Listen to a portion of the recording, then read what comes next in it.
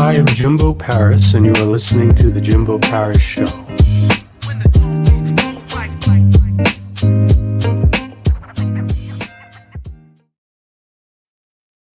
All right, how's it going, everyone? Jimbo Paris here. Welcome back to The Jimbo Paris Show. So today we have Dr. Christine Sauer, kind of a disease specialist, stress relief expert, and just a really talented coach that I would like to speak to and sort of bring on here to kind of educate you on how you can kind of deal with these types of issues as well. Yeah, let's hear what she has to say. Hi, Jimbo. It's a pleasure. All right, so I think before we even get started here, I just need to ask you, can you tell me just a bit about yourself, and then we could get into what holistic brain health is? Absolutely. So I was born and raised in Germany. And as you can see, I'm the older generation. Mm. So I was raised very traditionally, became a physician, and was quite successful until my back gave out. My ex-husband committed suicide, and that was the beginning of some kind of a disaster, physically, mentally, emotionally for me. I ended up in the hospital with the back pain, couldn't walk, had to learn to walk again. And then we had immigration papers to Canada. So that's how I came to Halifax with teenage boys. And I was so depressed. I didn't know nobody. I had lost my life's purpose. I tried to commit suicide myself. And thankfully, there were individuals that cared at that time, as I say, more about me than I did myself. So I was committed to the hospital and treatment that helped me realize that that wasn't the end. It wasn't the best way for me. And after several years of struggle that entailed, I got myself healthy by using the methods that I already knew and by learning a lot of new strategies and methods, the same that I now share with my clients. And eventually I reinvented myself and made it a business. And that's what I'm doing now as DocChristine.com in my business, helping people struggling with emotional eating, stress related disorders, parenting issues, because that's often at the root cause, and helping them to manage that stress and give them practical strategies to rehabilitate their brain and start to sparkle. Hmm, okay. And sort of what is your perspective in life? Hmm, that's a good question. What do you mean by perspective? I see life as a journey where we learn from experience, where life throws us in a series of challenges or holds. And depending on our landscape, genetic disposition, upbringing, trauma, experiences as children, and the parenting we experienced, we are better equipped or worse equipped to deal with it. Hmm, We call that resilience, nice word. But in the truth, it's like a hole. Life throws you in a hole. And do you have the tools to climb back out? Do you have the wherewithal to build your own ladder to climb out? And sometimes we don't. We need help. And over time, we can learn to not just make it a ladder, but to make it kind of a golden pogo stick that when life hmm. throws us back in the hole, we can just jump out within a day. And sort of, so I think before we even go deeper into sort of your communication style, kind of tell me a bit about what holistic brain health actually is. What is that? That's a good question. And many people don't realize it, but the brain in our head that we can't see is our CEO. And everything we do in life, whether we are successful or not, is related to the health of our brain. Because if our brain is not healthy and has no good blood flow and is not trained in all five dimensions of health, physically, does it have the nutrition it needs? Does it have the blood flow it needs? And that all is dependent on different other parameters. Does it have the mindset it needs? The mental part? Does it have the relationships, the communication strategies it needs, the social relationships? Does it have the financial resources it needs to afford a brain healthy lifestyle? Because you can't do it when you're living on the street, obviously. And do you have the spiritual connection that you need, the meaningful purpose, the some strategies why you are here on this planet? If you're lacking on one of these areas, you have some kind of an illness: physical, mental, social, spiritual, financial illness. And holistic brain Mm. health addresses all those strategies. It's like you have a roof that is where it's raining, and the roof has 36 holes. And when you just put a band-aid on one of those holes, it's still leaking and you still get wet. So in holistic health, what we do is we find all those holes and then plug them one after the other, or even replace the whole roof, and then the health is restored to the optimal way it's possible. And I think everything starts, success in everything in life starts with a better functioning, optimized brain. And sort of, what is the communication style you sort of use for your clients? With my clients, I use a very distinct combination of typical coaching, which is usually questions leading them to their own insights, which people learn not by gaining knowledge, but by the insights that we create. But we need some basic knowledge to realize what is important and be able to have those insights. So I tend to combine it, give them some knowledge what they need. Of course, knowledge is free now. You can find it anywhere. You can ask ChatGPT, but the insights you can't get. And to have the experience and the energy in front of you of a real, loving, caring human being that helps you to realize that you are important. You're a human being that matters. No matter how you look, how you feel, what you have achieved in life, whether you're successful, whether you live on the streets, whether you live in a mansion, it does not matter. Your life matters. Hmm, I think that love and care is something that artificial intelligence never will be able to convey. that's an interesting take. Okay. And how do you sort of motivate a person? Does it have something to do with that love and care that you mentioned before? Motivation is an interesting thing because many people are not very motivated sometimes. They prefer to stay comfortable. And I understand that. Sometimes it's easiest to just sitting around, play computer games, watch TV, get distracted from the pain of life. Life can be a pain in the butt. And it sure can. And I get it. I've been there. The problem is if you don't face it, you keep on existing. And then at some point, you reach the end of life. And when you look back, what do you want to have to show for being on the earth? Oh, I watched TV. I was a master in playing Minecraft or whatever you're playing. Is that really what you want to tell the family that surrounds your deathbed when you look back? Is that what you want on your gravestone written? I was the best game player that Minecraft ever seen? I definitely don't. I want to be known Hmm, for somebody that cared for others and that was willing to share their own experiences and knowledge with the younger generation in an attempt to help lift them up and help them through their way through life. Okay. So now speaking about kind of the ideal situation here, someone pursues the true path in life and takes the challenge. How do you sort of handle difficult situations, perhaps in a work setting? It depends on the situation. For example, typical is conflict. And very common are people like I was that are right fighters. They want to be right. And that leads to automatic right fighting conflict. It is not helpful for both sides. A very common situation. Like your boss tells you, well, your work sucks. Your coworker comes and backstabs you and says, don't do that. Or tells your boss you did something that you didn't do. How do you address it? Those are difficult conversations.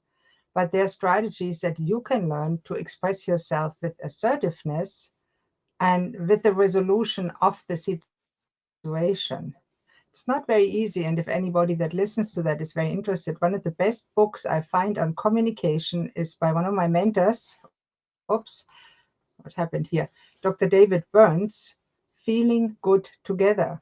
It's written for relationships, but it definitely works in workplace situation and in any conflict situation. In my coaching with clients, I often use what I call bibliotherapy. That means I give them books to read and we talk about the content of those books. Because I don't know everything, but I know people that know things and I know people that wrote books that for a certain client in a certain situation can be life changing. And I think that is an important point to realize, hey, I'm not here the expert on anything. I'm a human just like you. I've been in the dumps. I know the way out. Would you like me to guide you? Yes, I can push you a little bit. I can kick your butt, but it's a guiding thing. Okay. And what do you think should be the relationship between a health coach and a client? I think the guide is just right Mm, because I see it, and I actually did a movie about that, the 7 steps to climb the mountain of life. And a client that is, for example, depressed, they don't know where to go and what they want. They need a guide to help them find their way, not the coach's way, their way. But somebody that is maybe a little bit advanced in life and can look back and say, hey, this way will lead you backwards, not where you want to go. And here's a selection of mountains. Which one is yours? And yes, if you absolutely want to, just walk around the mountains and stay in the comfort of just walking around, no getting nowhere. But here's what's gonna happen if you do that. It's your choice, it's your life, and I respect that. mm, I see it as my responsibility sometimes to help people realize the consequences of their actions or inactions. And mm, not doing something is also an action because life goes on. The time of your life, the sparkles, as I call it, they keep on going, they tick. So, what do you want to use the time of your life for? It's limited. What do you want it to do with it? That's a mm. big question that every human have to ask for themselves. Could you possibly give an example of that? Sure. For example, for me, I'm 61. Many people are 62 soon. Many people my age say, oh, I'm retiring. And the classic retiring image is a person sitting on the sofa watching TV and maybe going bowling or something. Traditionally, people that do that die 20% earlier. There's good statistics to that. On the other hand, somebody that may be retiring from a physically demanding job, but finds something else that fills their spirit, that gives them meaning and purpose. And a purpose usually is not just for you, but a purpose also involves others, giving back. If you just do your life for yourself, you will not be fulfilled in the long term. It always has to be a balance. And for those who are Christian inclined, it says in the Bible, uh, love your neighbor as yourself. That means love yourself first, and then you can love your neighbor. It often gets confused. And I think it's very true. We have to love ourselves, care for ourselves, and fill our own cup to the overflow. And then there's enough to give. And it will never end that giving. We'll never burn out because we give from our overflow. And if we continue to fill our cup, there will always be enough to reach out and fulfill others and help them and create some of the energy. And what I have been told is one of my strengths is I see the potential in people. When I talk with somebody, I see what they can achieve. And when you hold over a person and say, hey, you could do that. Would you like to go there? They have a choice. For example, I met a wonderful lady when we were in London visiting my son and my grandchildren. This lady was the nanny of my grandson. And I Okay. admired her because she was amazing. The 3.5-year-olds, they're usually the worst. They holler and scream and don't want to do nothing. She managed him so that he was happily doing what she needed him to do. I was seriously impressed, so I talked with her, and she told me, well, I studied childhood psychology, I studied early childhood education, and I've been a nanny now for 30 years, so I know what children need and what works. I said, okay. So if you could do anything you could do, being a good coach, I asked her, what would that be? She looked at me and said, nobody ever asked me that. I'm just a little nanny. And I said, okay, so what would that be? And you know what she told me? I would like to be best-selling author, speak on stages, and create courses to help other parents raise their children the way I learned to raise the children of the rich and famous. And I say, okay, would you like to make that happen? Now, she is the head of my parenting division. She's speaking in Oxford in the fall, in Oxford University in England. She will be a best-selling author soon. She's creating courses. They're amazing. I'm so proud of her. She's amazing. So that's what I mean by potential. If somebody takes the hand that somebody else offers, doesn't have to be me, other coaches do that, other people, other mentors, other humans can do that. And they take that hand and say, okay, let's try it. And they put themselves in it. That's when the impossible can happen, the Mm. unimaginary, the 10x, as Grant Cardone says, whatever, the impossible can happen, the miracles happen. And as a coach, I'm kind of the catalyst, the facilitator. Catalyst in chemistry is a substance that makes a chemical reaction happen faster and easier. That's how I see coaches. Mm. I'm not the one that does it. No, not at all. I'm facilitate change in others. But those other people need to want to change. And that's so rewarding when you see somebody growing to their potential. It's amazing. And that's what enriches my life and makes me want to get up every morning and start another day. And why do you believe health coaches are so vitally important? You know, the old saying go, health is wealth, and it is true. Because you don't realize how important health is until you lost it. When you were always healthy and then suddenly something happens, an accident or whatever, and you end up in the hospital not being able to move. You are depending on others to clean your bum. You can't even go to the washroom. It really makes you realize, ooh, I had something there and I didn't appreciate it. And over the 40 years I spent in healthcare, learning about helping people with their health, I learned a few things. And I also learned that what we in North America sadly call now healthcare is more sick care because we put a band aid on some sicknesses. It's not helpful. We need to approach it from a holistic standpoint. We need to integrate natural options. And I don't understand in North America why conventional physicians and naturopaths have to be separated. It doesn't make sense to me. I come from Germany. I was a physician and a naturopath. Why not? What's wrong with prescribing somebody that can't sleep some valerian? It works. Mm. Or some hypnotherapy. It's amazing. We did that. It's awesome. And when you see somebody healed with natural options, you avoid all the side effects. Hey, it's cool. On the other hand, I appreciate conventional medicine. If I break my arm, I want to be put under.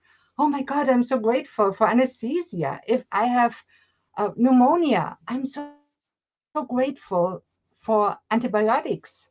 Achievement of modern medicine. I think we need to really see that more differentiated. It's not one against the other.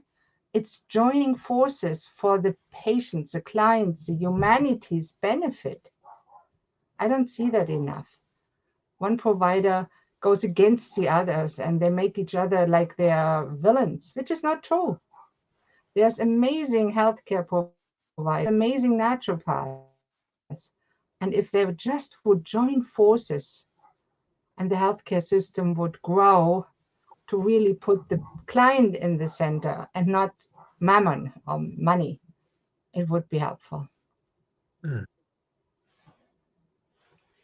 okay. And I think we mentioned how bad health can lead to a rougher life and maybe one that is much more poor. But how would improved health allow for a more fulfilling? Improved health has not directly to do with fulfillment of life, but indirectly it has everything to do. It depends on how you define health. Traditionally in North America, we define health as physical health or mental health, and we put those apart, which I think is completely not applicable. We are one individual. We are a being that has physical health. Physical health influences our mental health, how we eat, how we supplement, how we exercise or not influences our mental health, and vice versa. Vice, our mindset influences the way we treat our body. Our social health influences all other both components. If we have a husband or a family or a partner in the widest sense that abuses us, our mental health goes down and our physical health and financial health probably too. So, and the spiritual health is not there at all.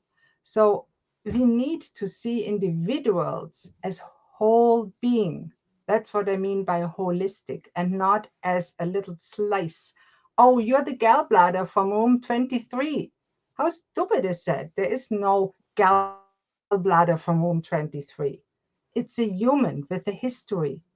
I love Gabor Mate's book, When the Body Says No, where he really detailed stories of people where stressors in their life, unhealthy circumstances in their life, have ruined their health and triggered serious health issues like multiple sclerosis or cancer. And there's a lot to it. Your mindset has a lot to do, and your mental, physical, spiritual, holistic health has to do with the expression of illnesses in your life. Now, that said, not all illnesses are caused by that. There is stuff that just comes out of the blue, and I will never blame anybody for their illness. I think it's not fair. It's not right. Mm, No, not even if somebody smokes cigarettes and gets lung cancer. I would not blame that person. They didn't know better. They had struggles with them that they tried to soothe with the cigarettes. It wasn't a healthy coping mechanism, but at the time it probably was the only one they knew. So how could I judge them for trying something to help them to feel better? Because we are all humans. Nobody's better than anybody else. That's one of my core beliefs. Some people have more education. That's not necessarily helpful, honestly. And I always laugh because I'm married now for 25 years to my dear husband. He has no education. He can't read or write, but he's a genius. So that's just an exemplification. I don't believe that people are different down there. They're different in their expression. They look different, but deep down, we are all humans. We have the same desires. And as my dear husband says, and I have to quote him because I can't say that as a woman, we all eat the same, we all shit the same. Is that true? mm. And for you personally, what would an ideal healthy lifestyle look? For me, my ideal healthy lifestyle, honestly, I can live it. I'm fortunate, is I can get up in the morning out of my bed. I have a purpose to fulfill that makes me excited every day, that I enjoy thoroughly, that I could do for the rest of my life. The concept of retirement is foreign to me. I want to do it. I love people, and I'm so fortunate that I'm able to do it and help people in the purpose. I'm absolutely passionate. That is, I think, very important. And yes, I can eat relatively good. But listen, if my husband makes a cheese sandwich, grilled cheese, classic American fare, I eat it. Why not? And I say, thank you, darling. That's delicious.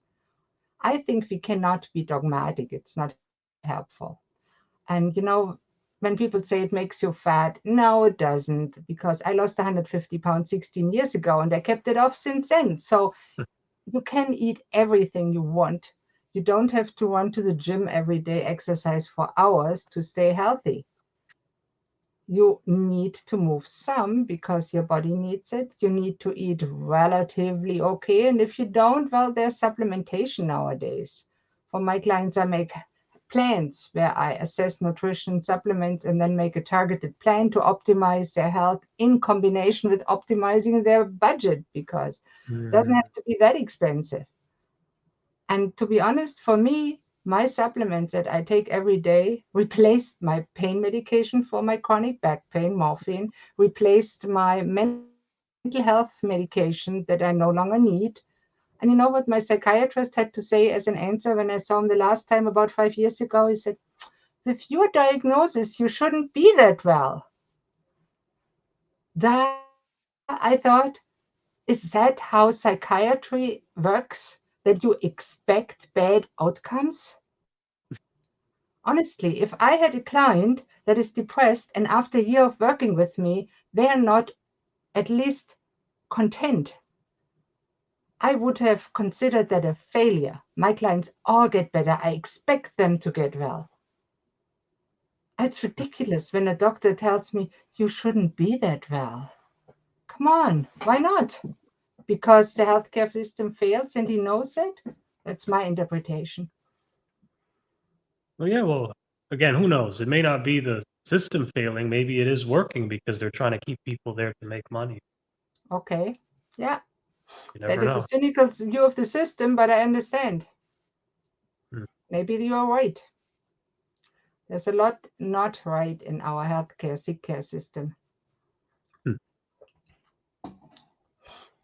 So That's back one to you, reason though. I choose to not work within the system.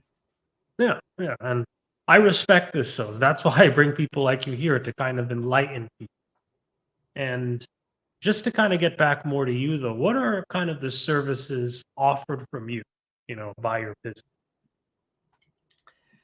My main and favorite service are individual holistic healthcare services. And I start everybody that works with me personally with a 5-dimensional holistic health assessment, which is one of the most comprehensive assessments that anybody can get.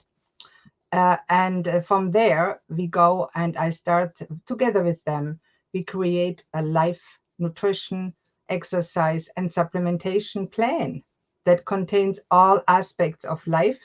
And it will be developed together with the client because I'm not telling people what to do. I recommend some things from my experience. And then I ask, how does it feel for you? And if they say, yeah, sounds reasonable, I say, try it for 2 or 3 weeks. See how you feel, see how it works. If it works, continue. If it doesn't work, don't continue. And from there, we go with coaching in different stages. I'm team therapy certified with Dr. David Burns. I have different certifications. I do havening techniques, excellent for PTSD and stress relief. I do all kinds of different things. And I've been asked, what do you do with your client? And the answer is whatever works.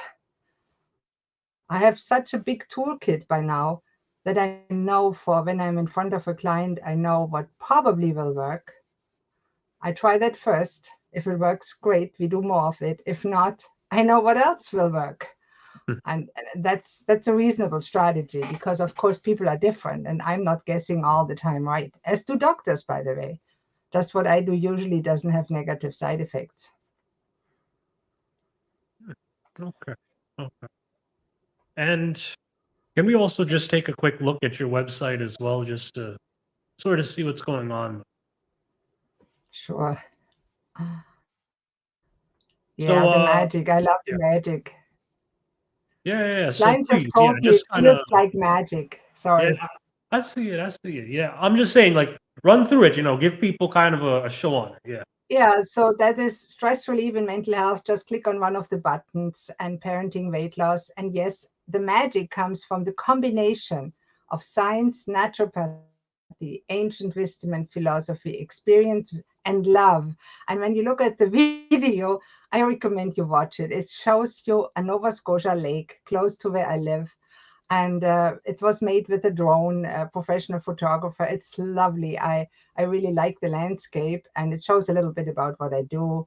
And these are the services I focus on: stress relief, mental health, parenting, weight loss in all dimensions. And I have a good record in all of them. And of course, if there's corporate services, I love to do my little podcast, Sparkles for Mental Health. I recommend you listen to it. I speak with other coaches, experts about all aspects mental health, including stories.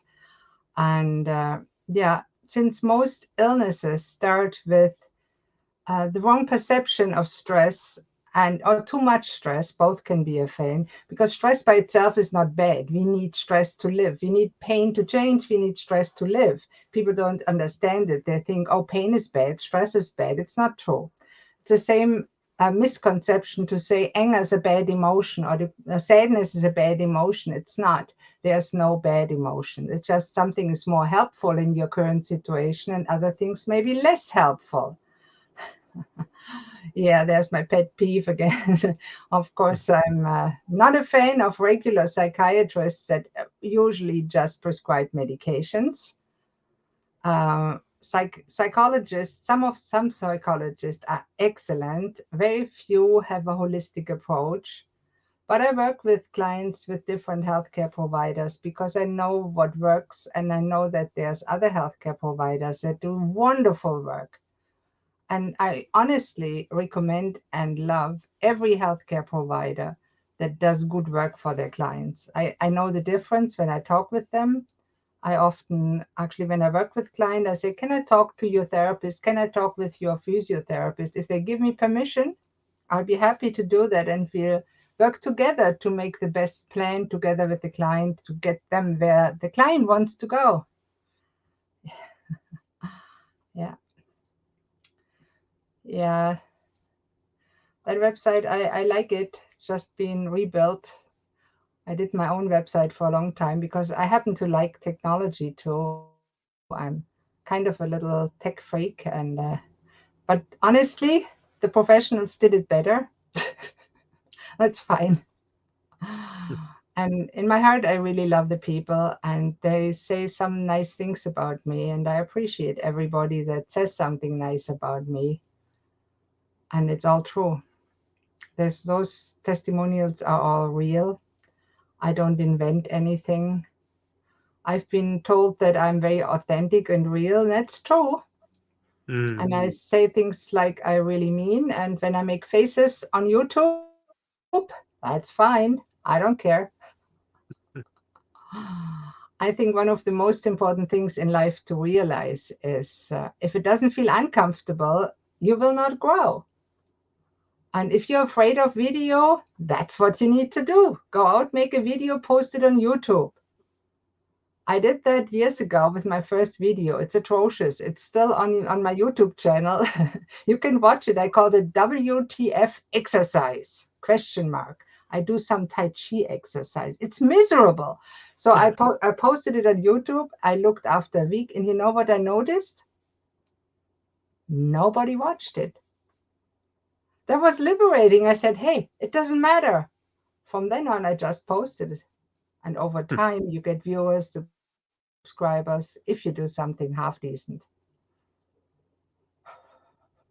Well, very interesting. And this is kind of one of the last few questions I have. But what quality of life are you longing to have?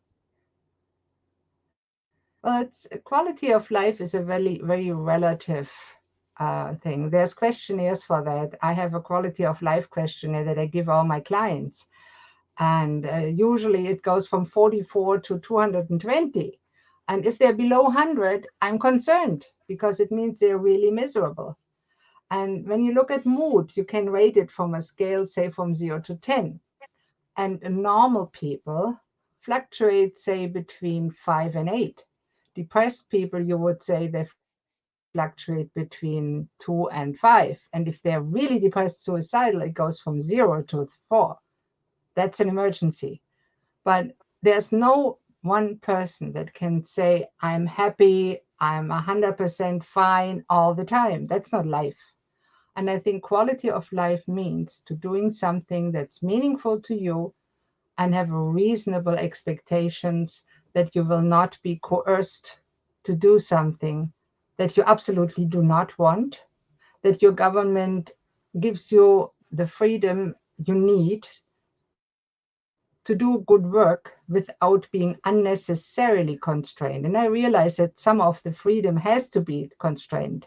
I mean, just look at traffic. There has to be a red traffic light. There have to be laws to put people that murder other people in jail. The other people have to be protected from those people. For me, that's the purpose of justice, is to protect the other people, not to punish anybody. The concept of punishment is, I think, not very helpful. But there has to be some consequences if you steal, murder, rape, or whatever you do. But the purpose of law enforcement in my books has to be to give people consequences for bad behavior that damages society, and not to punish them for whatever somebody else thinks they should do. Hmm. Hmm. Okay. And Difficult kind of question. just, yeah, go on, go on. Didn't mean to No, cut you no, off. Keep that's going. quality of life for me, is to live in a reasonably free society. And as you know, in the last few years, many people have had questions in that aspect, Oh. and rightfully so. And when it comes to your clients, are you focused on maximizing their quality of life? And how do you do that? Absolutely. It has to be their quality of life because they pay me to help them. And in an end, it's an exchange of energies as I see it. I give them all my love, care, knowledge, wisdom, compassion, and real good coaching. And in return, I receive a flow of energy in the form of financial benefit that I need to run my system and my life. And so, if it's fair, it's great, because what they get is really the feeling of, wow, I made it. I'm great. I did it. I'm getting out of the hole. I have a new life. I can do whatever I want within reason. And I lost all the weight. My kids suddenly listen to me. There's peace in the family. Wow. And that is an amazing feeling for a client. That is improving their quality of life massively. And I think that alone is worth doing it, and that's their quality of life. And in the way, it's a give and take. If I improve somebody else's quality of life, the quality of my life is improved also. And actually, the quality of life is an important concept, because I worked on that when it came to cancer therapy. Ah. Because very often it's not considered when it comes to, will you do chemo or not in stage 4 cancer, when you know the outlook statistically is not 100%. Then the quality should be to the discussion with the patient. What is your quality of life going to be with the treatment and without the treatment? How are the outcomes likely to be with the treatment, without the treatment? It should be really with any treatment that can have side effects, that should be considered, whether it's you give somebody statins to lower their cholesterol, where we know it lowers the quality of life, it makes people tired, increases the risk for dementia, and the benefits are maybe on average it lengthens your life by about a week. For me, that is not quality of life. Other people it may be, and that's their choice, but they should be told the truth about those relationships and the options, so they have a choice. That's called informed choice or consent in healthcare. We don't have that. The doctor tells you, oh, you have to have that pill. As patients, it's our choice to ask the doctor why, do you think it's necessary? What do you base your opinion on? And often doctors will get defensive because they don't know. They just follow guidelines that some nonsense person, pharmaceutical industry developed, and not for your benefit as a patient. I think that needs to change. I always tell my people, whoever is an expert, don't believe them. Don't believe me. Believe anyone. Only believe what other people say if it agrees with your gut feeling and your personal opinion and your own emotions and feelings and your life. And Buddha said that actually. It's not by me. I didn't come up with that, but it's true. It's eternally true. We need to learn to think for ourselves and not just accept something that somebody tells us. I mean, being raised in Germany, now we get a little bit into metaphysics. I was told all about Hitler.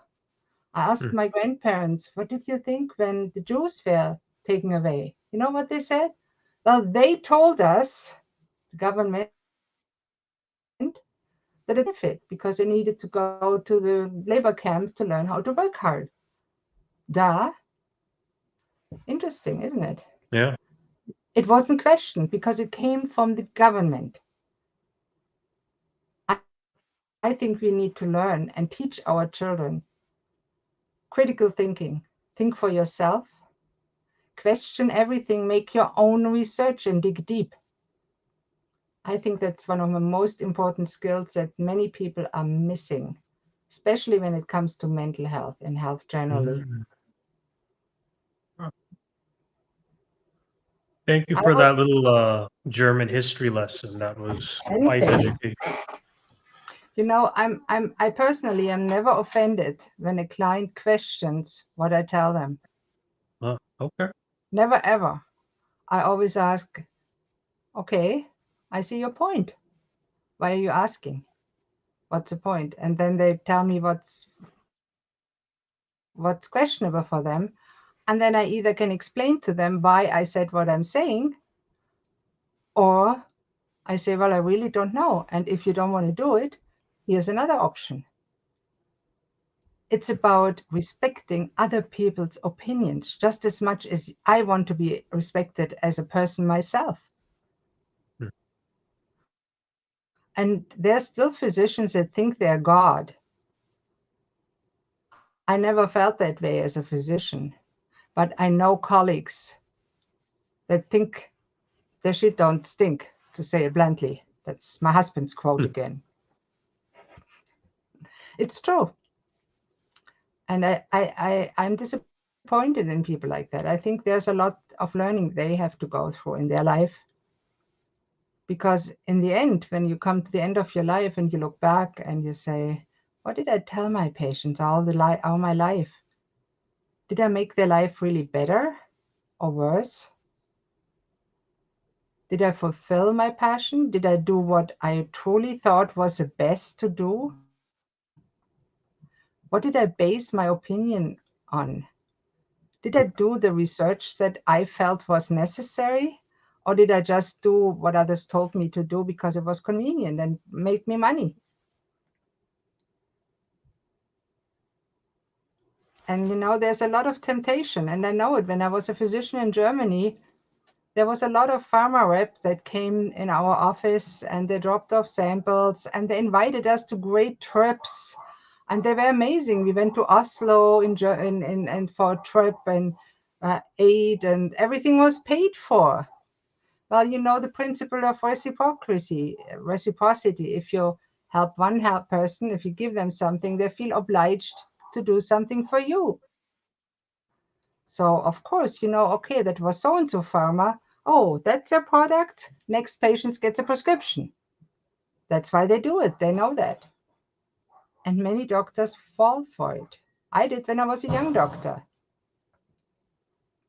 Hmm. And sort of as a doctor right now, or as sort of this specialist right now, If there's one piece of advice you could give to the audience right now to end this off, and this has been an amazing interview, what would that advice be? I think the most important advice for every human is trust yourself. Believe in yourself. Look outside of yourself for what other people do as options. And don't be envious when others seem to be richer, more famous than you are. See the possibilities. And you can do the same thing. Yes, there's work involved. Are you willing to do the work involved? If not, well, that's okay. Be aware and okay with, be honest with yourself and say, okay, I'm not willing to do the work. I only want to work an hour a day. I will never be famous if I work an hour a day. So I'll be just happy to do what I'm doing. That's fine. You're not a lesser person because of it, but trust yourself. Don't get seduced by the media, by other people, by influencers. Don't get seduced by what I say. Believe yourself. If it resonates what I'm saying with what you believe, maybe it makes sense. If you found something valuable, maybe you want to think about if it makes sense to apply it to your life. And if you decide it does, I'd be happy to talk with you, or I'd be happy to see you apply it. Whether you work with me or not, it doesn't matter. I love to work with you, of course, because I know what I do helps people. And I'm close to giving a guarantee now because it works so well. Get that from your psychiatrist. Just kidding. And sort of how can people reach out to you, maybe connect to you, and start to begin interacting with Thanks. The best option really is to go to my website and click the button schedule an appointment. And you get to talk with either me or one of my lovely team members that can then connect you with me if it makes sense. And you can also just Google my name on the internet. I'm quite easily found on all social media platforms, and probably not so found. And I'm always happy to be on shows and see if I can spread the word that people have it in their hand to make their life a meaningful, good, happy, healthy life.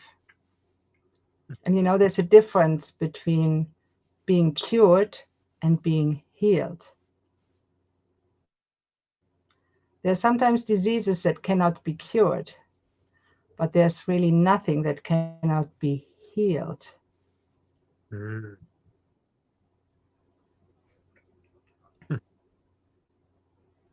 Okay. Well, again, lots of words of wisdom here. Thank you again for being on the show. I think I've really learned a lot, and I think the audience here will learn a lot too here, whether it's live or the recorded thing we'll be posting here too. Um, Again, thank you for being on this show. We're going to do a few quick finalized shout outs here. The first shout out I'm going to mention is going to be LifeWork Systems. This is our affiliate partner.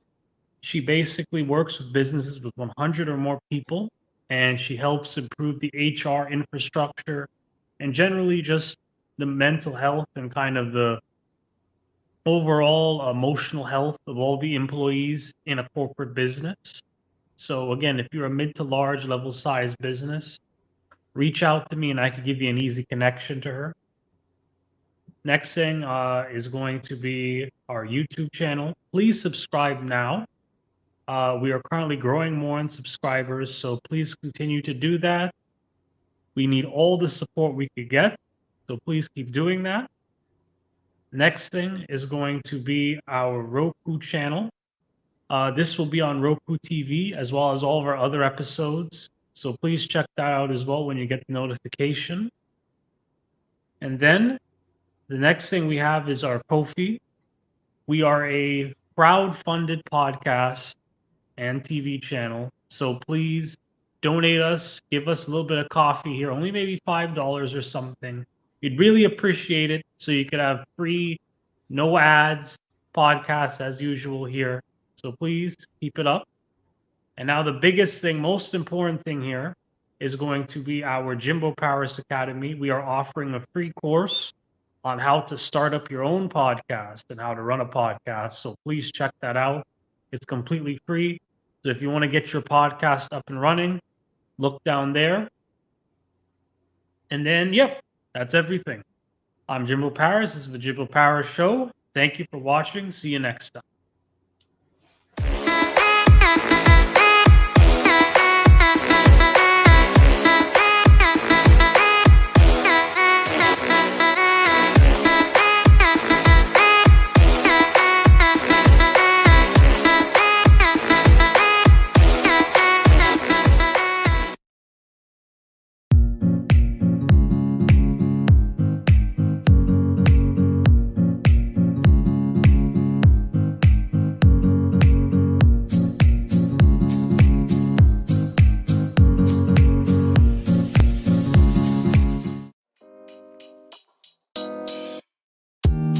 Thank you for listening to the Jimbo Paris Show.